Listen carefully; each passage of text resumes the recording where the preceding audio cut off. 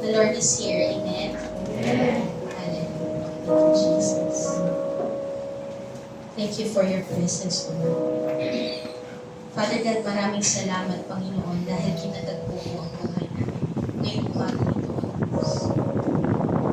maraming salamat, Panginoon, dahil hindi mo nilampasan, Panginoon, ang bawat isa. Salamat, Panginoon, dahil ipinaramdam mo sa amin, Panginoon, ang iyong presensya, Lord God. That your presence is so evident, Lord God, in this place. That your word is so evident, Lord God, in this place. Salamat, Panginoon. Salamat, Panginoon, because nahabag ka sa buhay namin, Panginoon. Maraming salamat because you are so gracious and merciful, Panginoon. Na kahit na marami kaming pagkukulang, Panginoon, we have shortcomings, Lord God. You give us the assurance, Panginoon, that we are not forsaken. We have this assurance, Panginoon, that you continue to look at us with grace and mercy. Salamat, O Diyos. At hayaan mo, Panginoon, na ngayong umaga nito, patuloy na maging bukas ang aming spirito, Panginoon. Patuloy na maging bukas ang aming isipan, ang aming puso, Panginoon.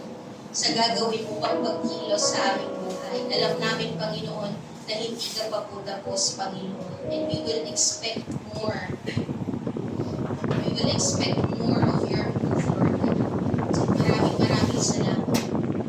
Lord, we pray, Father, let the message, Panginoon, na maririnig namin will lead us to continue to enjoy your presence, Father God. Thank you. Thank you, Lord.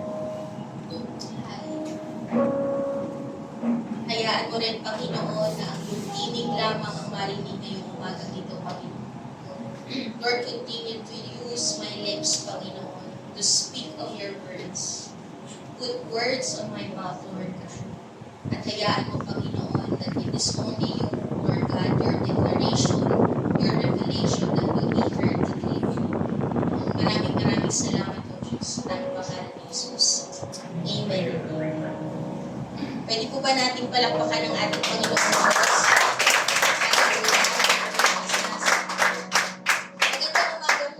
Bawat isa. Good morning po. Good morning. Napakasarap po na mamalagi sa presence ni Lord. Amen. And ang sarap po na naranasan natin na kinatagpo tayo ng Diyos. Amen po ba? Amen. Hallelujah. Ngayon po, we are still in our series. Pangatlong lesson na po natin sa series po natin na The Pursuit of Life. And ang pinag-uusapan po natin ay sa Book of Ecclesiastes. Ato pong series na to, para lang po sa mga iba na hindi po nakapagpaumpisa ng ating series. Ito pong series natin is tuturuan po tayo ng Panginoon na kahit tayo ay namumuhay dito sa mundo, ang buhay pa rin po natin ay ilalaan po natin para sa purpose ng Lord.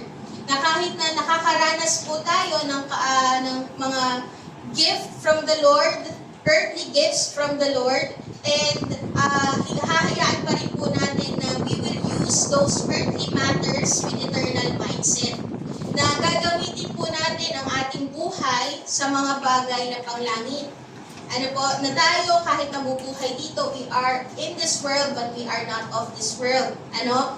For example na lang po yung topic po natin last week, yung sa marriage. Sino po nandito last week? About marriage po. Na diniscuss po sa atin ni Ate Cynthia na yung goal ng marriage ay hindi dahil gusto mo lang magkaroon ng asawa at magkaroon ng katuwang sa buhay. But ang biblical marriage po ay ginagamit ng Panginoon to show the love of Christ inside marriage. If you will see, marriage is an earthly matter, pero it is used for eternal mindset. It is eternal, it is earthly, para matatapos din dito sa mundo, pero nagagamit po natin yung marriage para ipahayag ang pag-ibig ni Kristo. Nagagamit po natin yung marriage for the purpose of the Lord. Okay, yun po yung marriage in eternal perspective.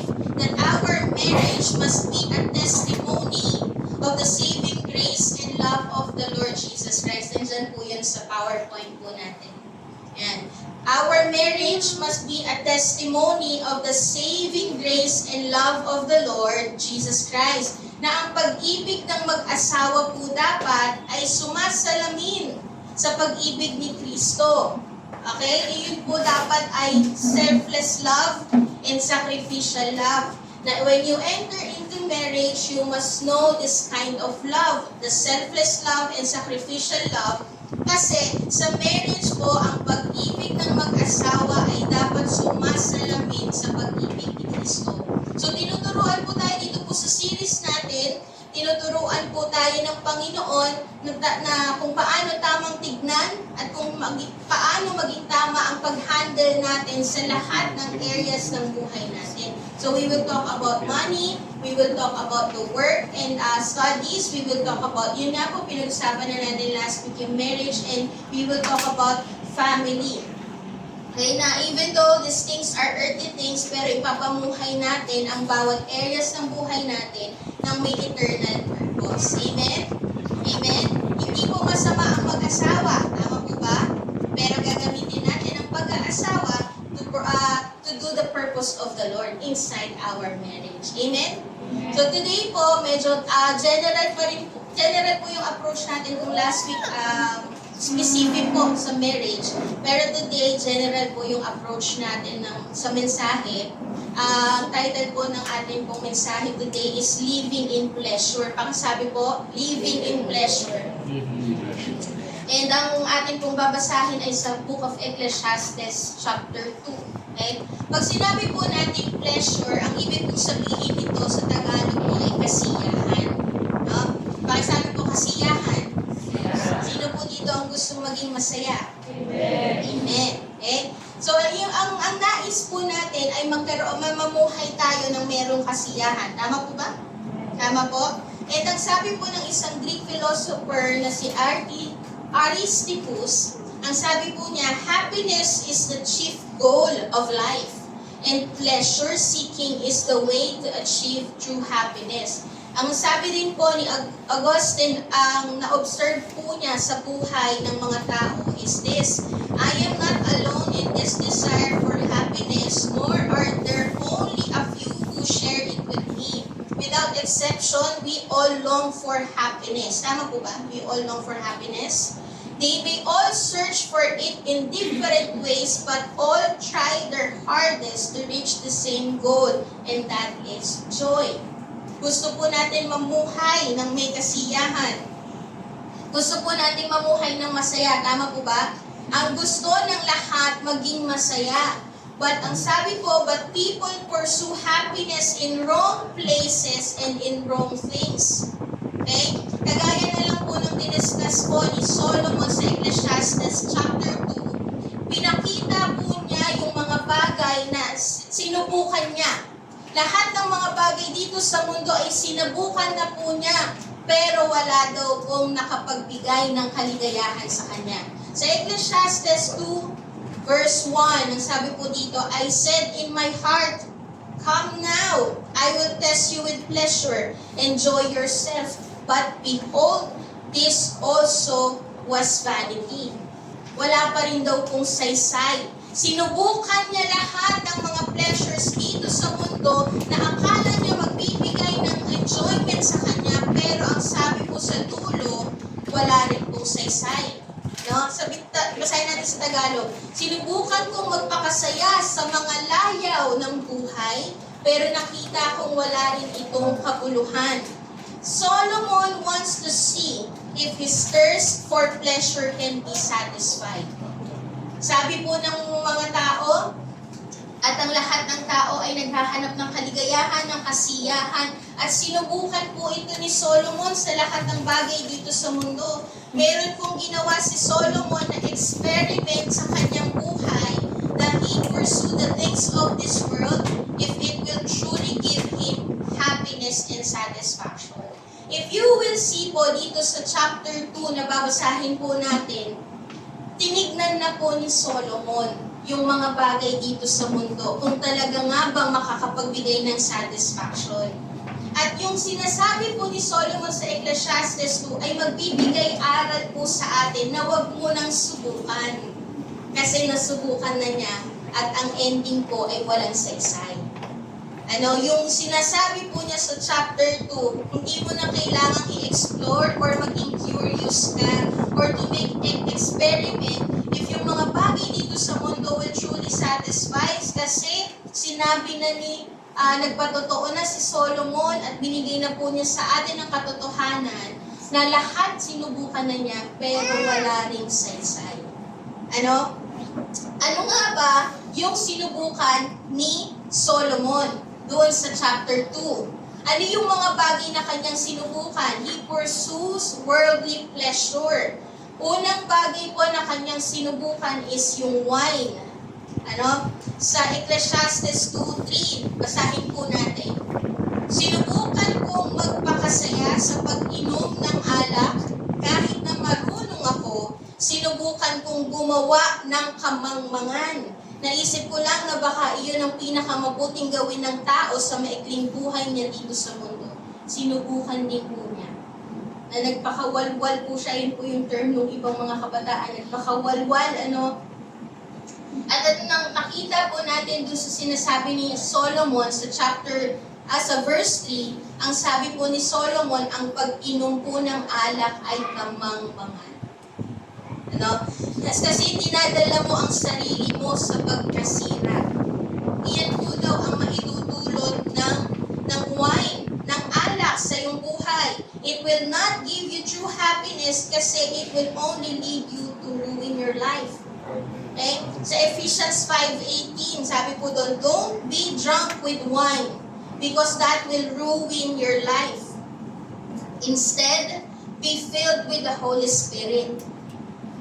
May mga pinakita po si Solomon sa atin ng mga bagay na pinursu po niya na hindi naman talaga nag-satisfy. At isa po dito ay yung wine. Alak, pag-iinom. Kasi it will not truly satisfy you. Kasi alam niyo po ba that when you engage sa drinking alcohol, we do not encourage po to drink alcohol talaga. Kasi kapag nag-engage po tayo in drinking alcohol, kahit na sa una po, ito ay paunti-unti lang, pakonti-konti lang, darating po yung time that it will become habitual. And you will realize that you are now being trapped in that kind of life.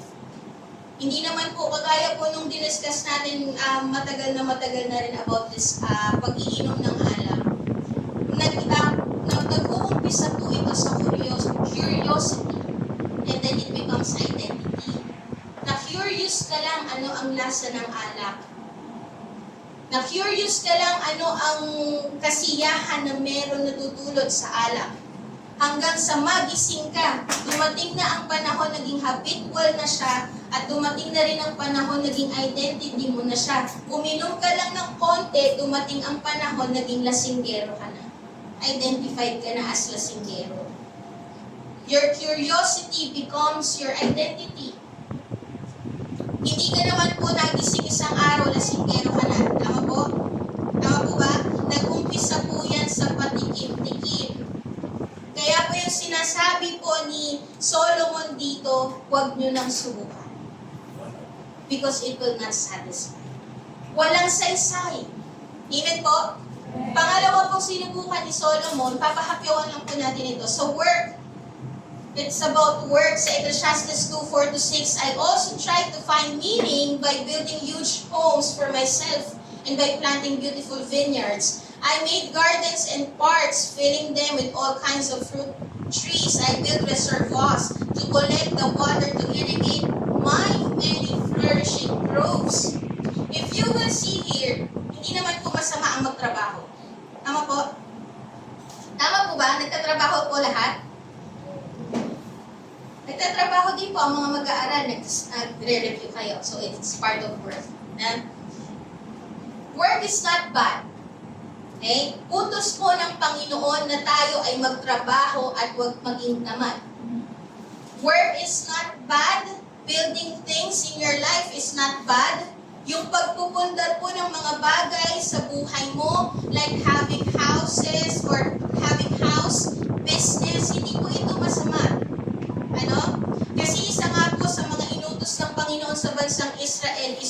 house, to plant trees, to work. Matatagpuan po natin yan sa Jeremiah 29:4-7. Basahin po natin. Jeremiah 29:4-7.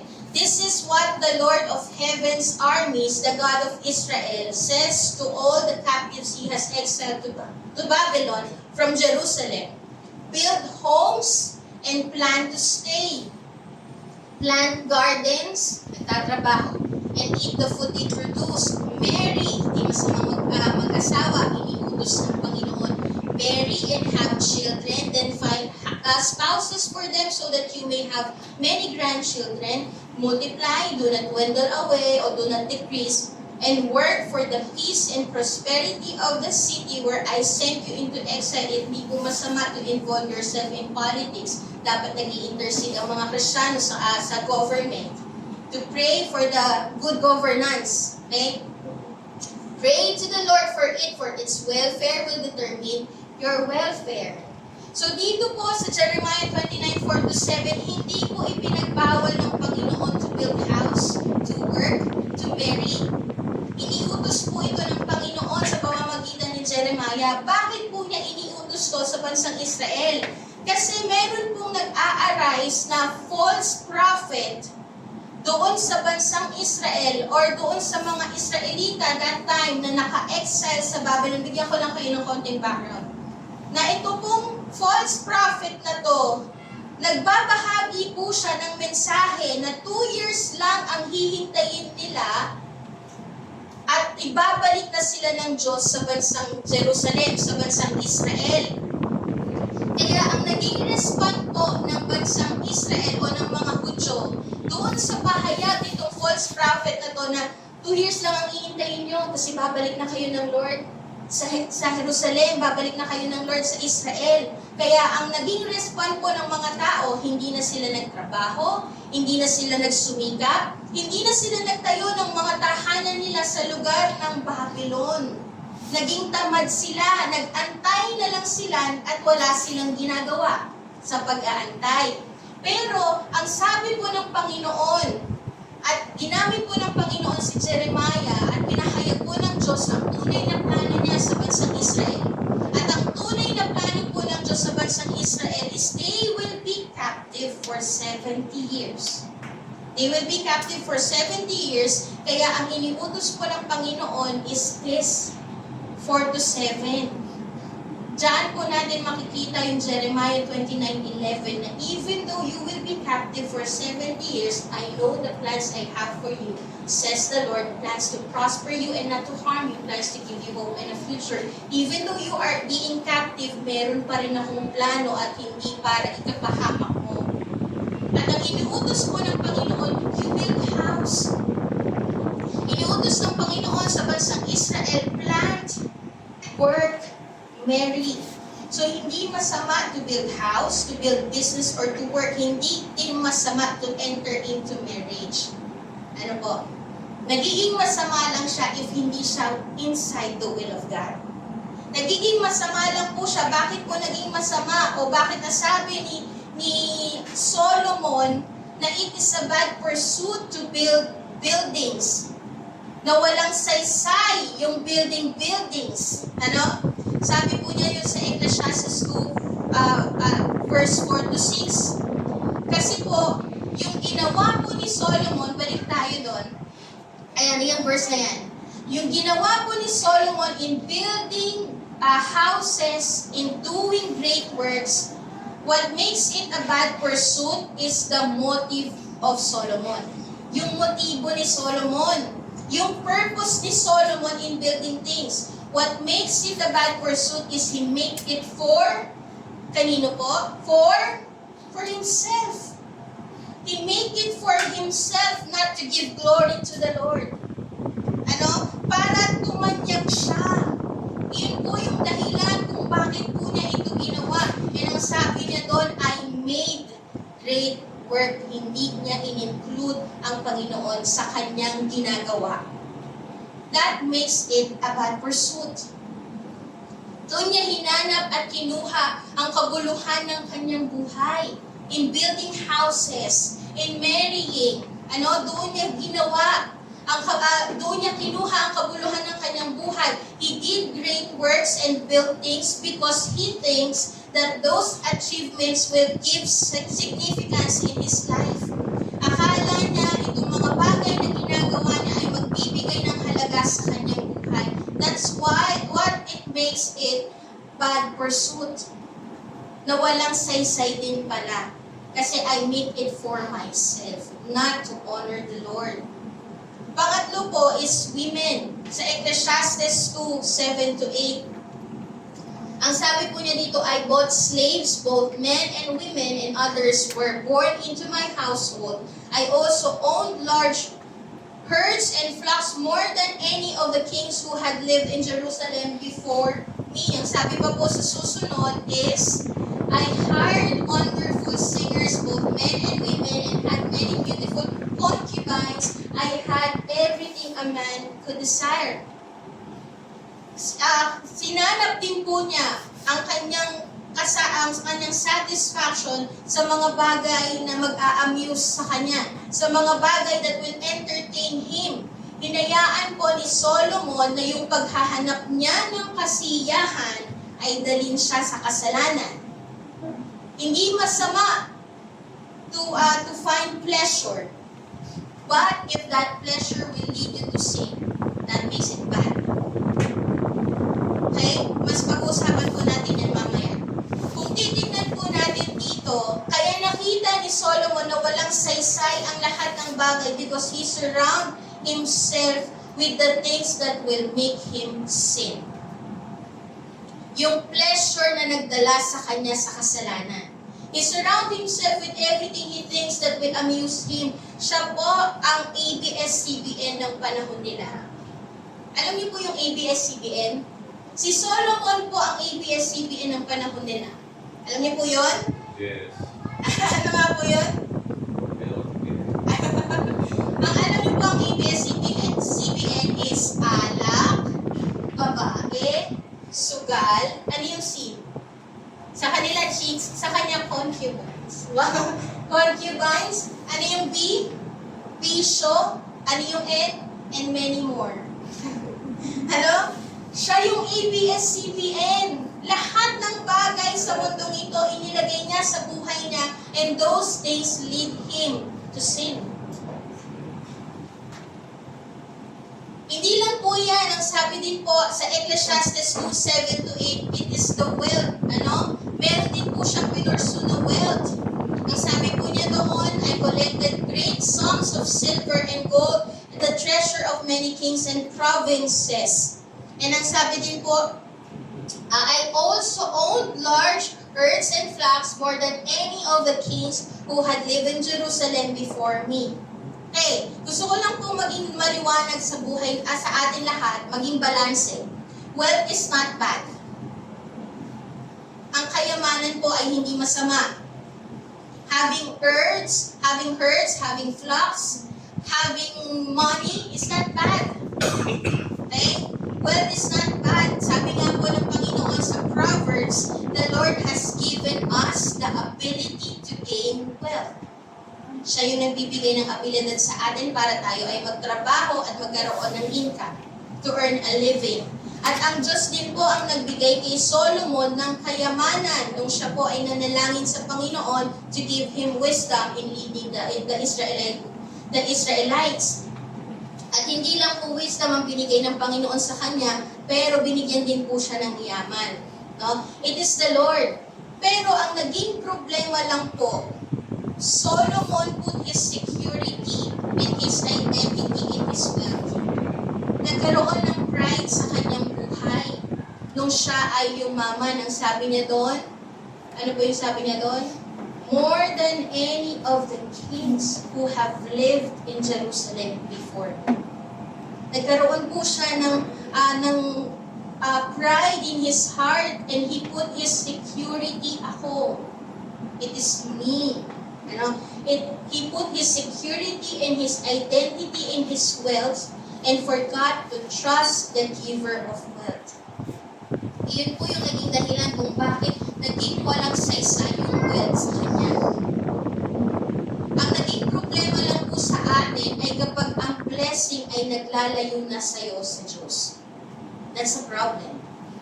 Pag nilalayo na ng pagpapala o ng mga bagay dito sa mundo, ang yung relasyon sa Panginoon, iyon po yung nagiging problema. Ecclesiastes shows the truth about worldly pleasure. Na yung mga worldly pleasures po na to will not give you true happiness. Ano? At hindi lamang po si Solomon ang nagpapatunay that worldly pleasure doesn't satisfy. Hindi lamang po si Solomon, pero may mga tao dito sa mundo na hindi nakakakilala sa Panginoon, pero nakita nila walang saysay ang mga yaman dito sa mundo. Sino po yung mga tao na yon? Bigyan ko lang kayo ng konti na example. Si Freddie Mercury, sino nakakakilala kay Freddie Mercury? Siya po yung may-ari ng Mercury Drugs. Siya po yung legendary singer ng band na Queen. Okay? So sabi po niya, you can have everything in the world and still be the loneliest man. Hindi Kristiyano, hindi kilala si Lord, nakakuha ng yaman dito sa mundo, and realize that hindi kaya punuin ng mga bagay dito sa mundo ang kagustuhan, yung emptiness ng puso niya. Sabi pa niya dito, and that is the more bitter type of loneliness. Success has brought me world idolization and millions of pounds, but it's prevented me from having the one thing we all need, a loving, ongoing relationship. Ito pong hinahanap niya na loving and ongoing relationship, a lasting relationship, ay hindi niya natagpuan. Kasi it will only be found in Jesus Christ. Amen po ba? Jesus is the one who can give a lasting relationship, for what He can offer is eternal. Nakakalungkot kong isipin na si Freddie Mercury po ay na-realize niya na hindi kayang tustusan o punuan ng mga bagay dito sa mundo ang kanyang hinahanap. Pero hindi rin po niya natagpuan kung sino nga ba talaga yung magpupuno sa kanya. Si Jim Carrey po, ang sabi po niya, I think everybody should get rich and famous and do everything they ever dreamed of so they can see that it's not the answer. Sana, sabi po niya, sana makita ng lahat ng tao, makuha ng lahat ng tao ang gusto niya dito sa mundo para malaman niya na hindi iyon ang sagot. But the sad part is, hindi niya nakita kung sino ang sagot sa kanyang buhay. And Jesus is the answer to every needs of man. Amen po ba? Do you agree on that? Amen. That Jesus is the answer to every needs of man. Si Pippen din po, isa po siya magaling na basketball player. Siya po yung kapartner ni Jordan, Michael Jordan. Yung mga kapanahonan ko po dyan, Michael Jordan. Si Pippen din po siya ang famous na basketballero po dati. Ang sabi po niya sa IG po niya, sabi niya doon, as you get older, you'll realize that a $30,000 watch and a $30 watch both tell the same time. A Gucci wallet and a Target wallet both hold the same amount of money.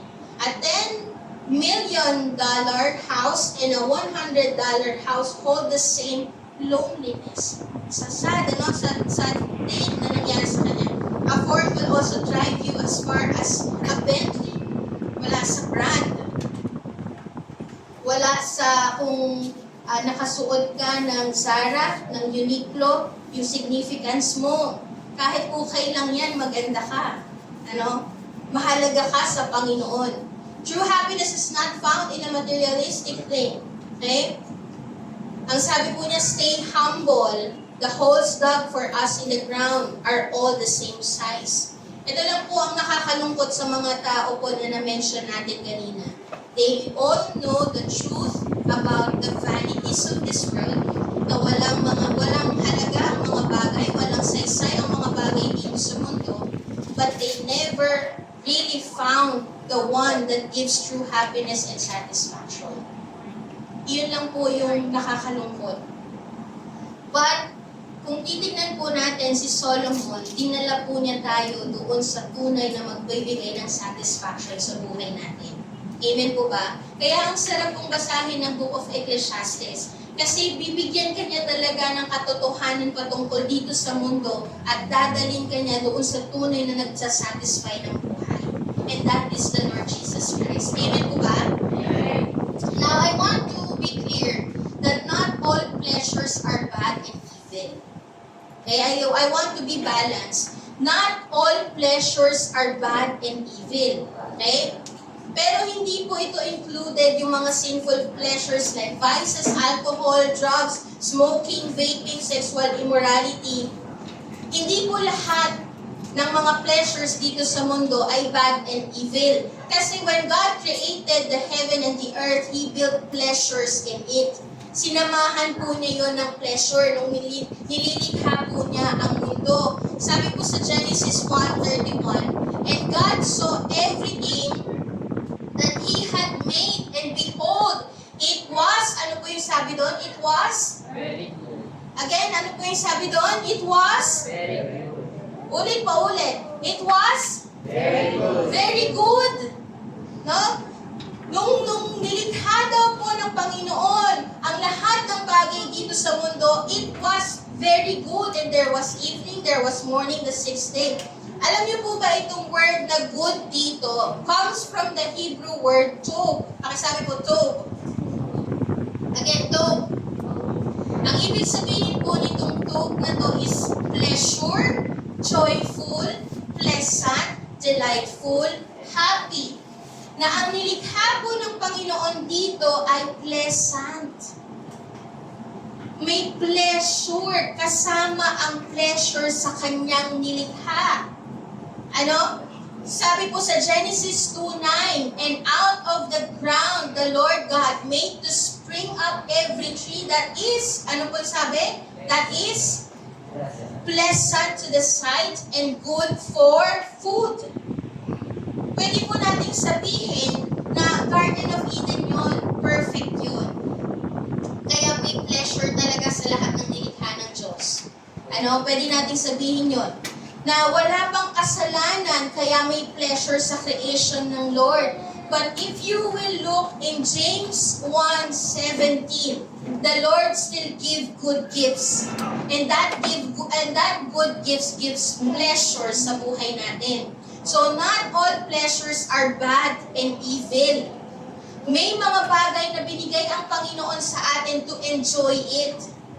To give pleasure in our life. Sabi po sa James 1:17, every good gift and every perfect gift is from above, coming down from the Father of lights, with whom there is no variation or shadow due to change. Hindi nagbabago ang Panginoon. Nagbibigay pa rin po siya ng mga mabubuting bagay na magbibigay ng pleasure sa atin. So, not all the things in this world are bad.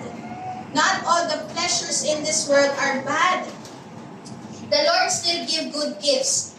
And we should enjoy the good gifts that God has given us. Kailangan, hindi po masama na i-enjoy yung mga good gifts na binigay sa atin ng Panginoon. We should pursue pleasure as a means to enjoy God. Now, when the Lord gives you good gifts, like husband, like wife, house, business, na kapag binigyan ka ng Panginoon ng mga bagay na yan, it means you need to enjoy God, not those things.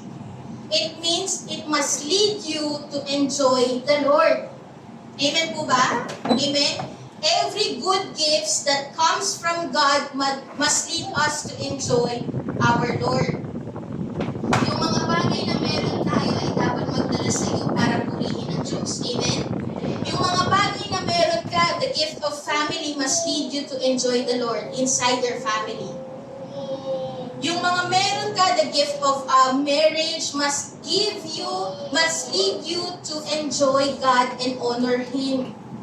So not all the things in this world are, or not all the pleasures in this world are bad. The Lord wants you to enjoy it, but as a means to enjoy God also. Amen? As a means, not to lead us to sin, but to bring us to honor the Lord. Enjoying the blessing of the Lord must lead us but it must bring us to honor the Lord. Amen po ba? Yung mga blessing na meron po tayo must draw you closer to our blesser. Iyon po yung dinidiscuss po natin dito sa Pursuit of Life. That you need to use the earthly gifts of the Lord to draw closer to Him. Na yung mga bagay dito sa mundo, the gift of family, the gift of marriage, yung mga blessing na meron tayo, yung studies natin, yung work natin, must be used to draw you closer to the Lord. Must be used para mas mapalapit ka sa Panginoon at magamit mo para purihin ang Diyos and to honor the Lord. Amen po ba? Amen. Hallelujah. And ang sinasabi po ng Panginoon, do not seek the pleasures in this world, but seek godly pleasure. Do not seek for worldly pleasure, but seek for godly pleasure. Pakisabi po, godly pleasure. Ito pong godly pleasure na to is pursuing a life that is living for God's pleasure. Pag sinabi natin that we need to pursue godly pleasure na magbibigay ng kasiyahan talaga sa atin at tunay na kagalakan sa atin, it is living for God's pleasure. Pursuing godly pleasure is living for God's pleasure. Na ang tunay na kagalakan ay matatagpuan sa pamumuhay na nagbibigay ng kagalakan at kaluguran sa Diyos. Ang mga Kristiyano po, magagalak po yan at ang kagalakan po niyan ay ang mabigyan ng kalwalhatian ng Diyos. Iyan po ang kagalakan ng Kristiyano. Amen po ba? Iyan po ba ang ating kagalakan? Na ang kagalakan natin ay magbigay ng kalwalhatian sa Diyos. That must be our pursuit in life. Iyon dapat ang hinahanap natin. To pursue godly pleasure. Na ang kagalakan po natin ay mabigyan ng kalwalhatian ang Panginoon. Pursuing godly pleasure means living in purity. Again, pursuing godly pleasures means living in purity. When we speak purity, it means honoring the Lord with your body and living in holiness. Ang sabi po sa 2 Corinthians 5:9, unang bagay po, for us to pursue godly pleasures is yung to pursue purity. Kagalakan po ng isang Kristiyano na mamuhay ng banal. Sa 2 Corinthians 5:9, so we make it our goal to please Him, whether we are at home in the body or away from it. Ang sabi po sa Tagalog, kaya naman sinisikap naming malugod ang Diyos sa amin, maging dito man o sa piling na niya. Ang nais po ng mga Kristiyano ay malugod ang Diyos sa kanilang buhay. Iyan po ang nais ng mga Kristiyano. Kasi kagalakan po nila na nabibigyan nila ng kaluguran at kalwalhatian ang Panginoon. Number 1 priority ng mga Kristiyano is to live for God's pleasure. Amen po ba? Yun po ba ang ating number 1 priority? To live for God's pleasure, that we want to live to please God. Gusto natin na ma-please ang Panginoon. And living for God's pleasure should ultimately bring us great pleasure na nagbibigay ng kagalakan sa atin ang mabigyan ng kaluguran ang Panginoon. Amen? Amen? Sa Hebrews 1:9, ang sabi po dito, you have loved righteousness and hated wickedness. Therefore, God, your God, has anointed you with the oil of gladness above your companions. Sa ating pong mananampalataya, ang sabi po dito, na mahal natin ang mamuhay ng matuwid. Gusto natin na mamuhay ng matuwid kasi kalakip po ng pamumuhay ng matuwid ay ang kagalakan na binibigay ng Diyos. Na kapag tayo ay namuhay ng matuwid, kalakip po nun ay kagalakan. Pero kapag tayo ay namuhay sa kasalanan, ang kalakip po nun ay kasiraan. Amen po ba? Ang sabi po sa salita ng Diyos, walang kapayapaan sa isang taong makasalanan. Pero ang sabi po sa Hebrews 1:9, may kagalakan sa isang taong namumuhay ng mabuti. Amen po ba? Amen? At yun po yung kagalakan natin. For us believers, we find pleasure in purity. Amen? We find pleasure in purity. Na hindi lang po natin ginagawa ang mga bagay na magpapasaya sa atin, pero ginagawa po natin ang mga bagay na magpapabanal sa atin. Pwede ko po bang tawagin ng worship team? Hindi lamang po dapat na gawin natin ang mga bagay na magpapasaya sa atin, pero hindi naman magbibigay ng kalwalhatian sa Diyos. Ang dapat po na ginagawa natin ay yung mga bagay na nagpapabanal sa atin kasi iyon ang kagalakan natin. Ang kagalakan natin ay ang mamuhay ng banal. Amen po ba? Sa Psalms 19:8, ang sabi po dito, basahin ko na lang po sa Tagalog, ang mga tuntunin ng Panginoon ay tama at sa puso'y nagbibigay kagalakan. Ang mga utos ng Panginoon ay malinaw at nagbibigay liwanag sa kaisipan. It brings joy to obey the Lord. It brings joy to live out the truth of God. And I am praying po, iyan po ang naisin natin. Ang naisin natin ay ang mamuhay ng matuwid kasi kagalakan natin ang mapapurihan ng Panginoon at maluwalhati ang Panginoon. Mabigyan ng kaluguran ng Panginoon. Amen po ba? There is joy in living in purity. Psalms 119:40, sabi po dito, I have rejoiced in laws as much as in riches. Nagagalak akong sumunod sa iyong mga katuruan, higit pa sa kagalakang dulot ng mga kayamanan. Ang sabi po ng author po dito is, mas kagalakan po niya ang sumunod sa Panginoon kesa sa mga bagay dito sa mundo. Iyan po ang kagalakan ng isang Kristiyano, ang mamuhay ng matuwid sa harapan ng Diyos. Amen po ba? Psalms 119:111, Your statutes are my heritage forever, they are the joy of my heart. Ang inyong mga turo ang aking mana na walang hanggan dahil ito'y nagbibigay sa akin ng kagalakan. The Word of God gives joy in their lives. The people, ang mga Kristiyano, na gustong i-please ang Panginoon, kagalakan po nila ang sumunod sa Diyos. Amen? That gives pleasure. Iyan yung godly pleasure that we need to pursue. The Word of God, obeying the Word of God, pleasing God, living in purity. Because true joy and gladness comes only as we continually walk in the paths of God's holiness. Ang tunay na kagalakan po ay matatagpuan lamang sa patuloy na paglakad sa kalooban at kabanalan ng Diyos. And pangalawa po, yung dapat po natin i-pursue na godly pleasure is not just only purity, but to also praise God. Amen? To admire and enjoy our Creator. Iyan po ang kagalakan ng isang Kristiyano. Hindi po yung sinasabi ni Solomon kanina na women, wine, work, wealth, but ang kagalakan po ng isang Kristiyano is to live in purity and to praise the Lord, to admire and to enjoy our Creator. Sa Ecclesiastes 2:1, ang sabi po doon ulit, basahin po natin ulit, I said in my heart, come now, I will test you with pleasure, enjoy yourself. But behold, this also was vanity. The word pleasure po doon, yung sinasabi po ng pleasure, doon sa binasa natin sa chapter 2 verse 1, comes from the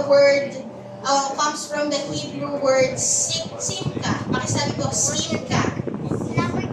That word pleasure comes from the Hebrew word simka, na ang root word po nun, paki-check nga po ito sa ating PowerPoint, na ang root word po ng simka na yun is samak.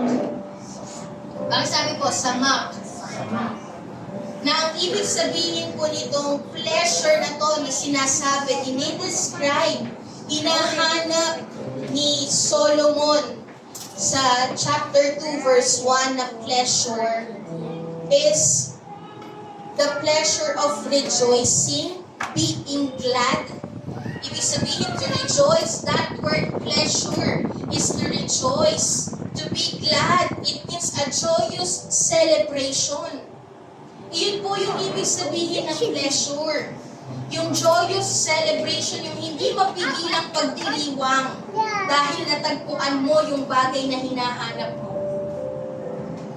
And yung nakita po ni Solomon, yung paghahanap niya nitong joyous celebration na to, nitong rejoicing na to, nitong gladness na to, ay hindi po niya natagpuan dito sa mundo. Kasi ito pong samak na to, itong rejoicing na to, itong joyous celebration na to, it is connected to the word barak. Alam niyo po yung barak? Ibig sabihin po ng barak is praising, admiration. Iyan po yung ginagawa po natin kapag nagpupuri tayo sa Diyos. The pleasure na hinahanap ni Solomon ay hindi talaga matatagpuan dito sa mundo kasi ang mga bagay dito sa mundo will only frustrate us, is only futile, is only fleeting, kagaya ng sinabi natin ng unang lesson. Fleeting, futile, frustrating. Iyan po yung mga bahagi dito sa mundo. And that rejoicing, that pleasure will only be found in the presence of God. That pleasure will only be found in praising and admiring the presence of God. Kaya po hindi talaga niya mahahanap. Meaningless para sa kanya ang mga bagay dito sa mundo because that pleasure is will only be used and will only be found in the presence of God.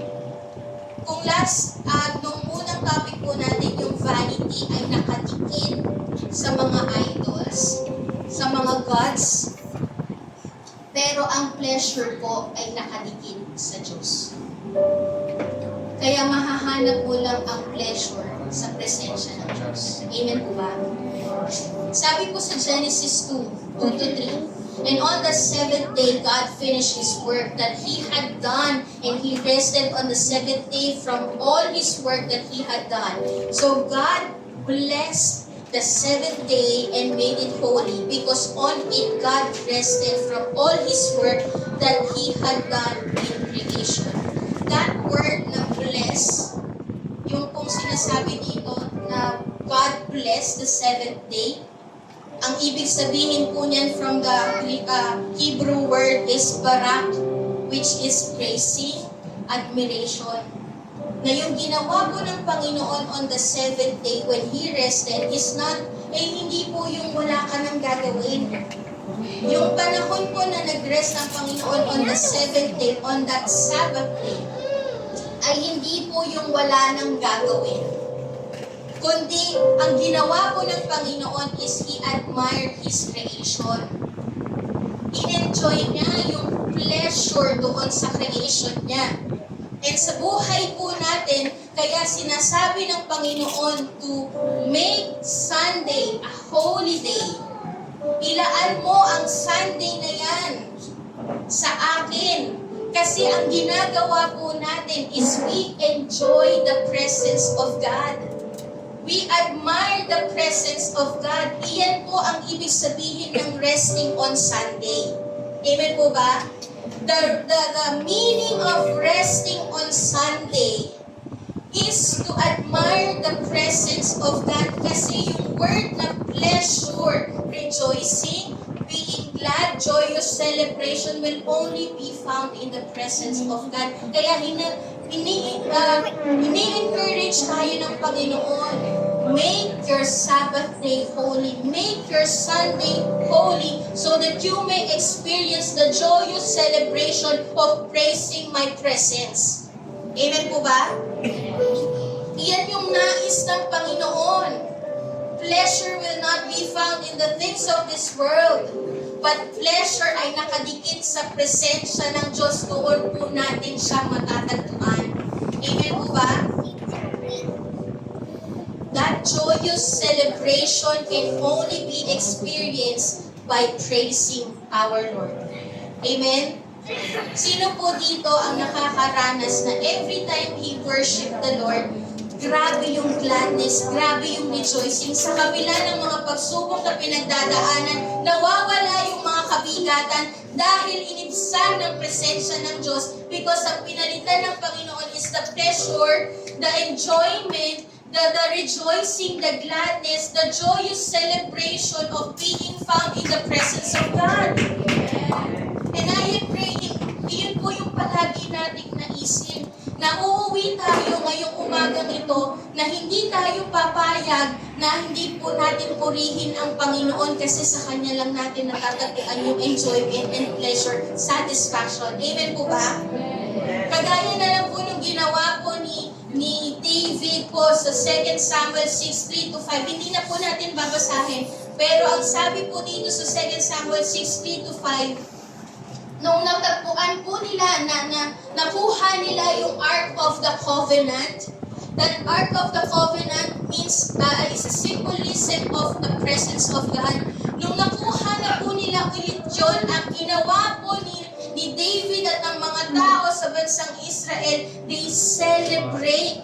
They have this joyous celebration kasi nasa atin ang presensya ng Diyos. Amen po ba? Kaya palagi tayong magagalak kasi nasa atin ang presensya ng Diyos. Amen? Kagaya po nung sinabi ko sa inyo last Friday, this is the day that the Lord has made. I will rejoice and be glad in it. Amen po ba? Ngayong araw na to, magagalak ako kasi ang presensya ng Diyos ay nasa akin. Amen? Hindi ako mapipigilan na magpuri sa Diyos kasi ang presensya ng Diyos ay nasa akin. Kaya ako ay patuloy na magagalak. I will continue to rejoice and be glad in it because this is the day that the Lord has made. Bukas, pagising mo, this is the day that the Lord has made. I will rejoice and be glad in it because the presence of God is in me. Amen po ba? And every time the presence of God is there, you will experience the fullness of joy. Amen? Sabi po si Psalm 16:11, you make known to me the path of life. In your presence there is fullness of joy. At your right hand are pleasures forever. May satisfaction sa presence ni Lord. Amen po ba? May enjoyment sa presence ni Lord. Kaya hindi natin to ipagpapalit sa mga bagay dito sa mundo, but we will continue to pursue this godly pleasure, and that is the presence of God. Praising the presence of God. Amen? Amen? Sino po dito ang handang magpuri sa Panginoon ngayong umagang ito? Kasi para sa Kanya, kagalakan niya ang purihin ng Diyos. Amen? Pwede po ba tayong tumayo lahat? If you want to find the true and lasting joy, pursue it in the right place. And that right place is in the presence of God.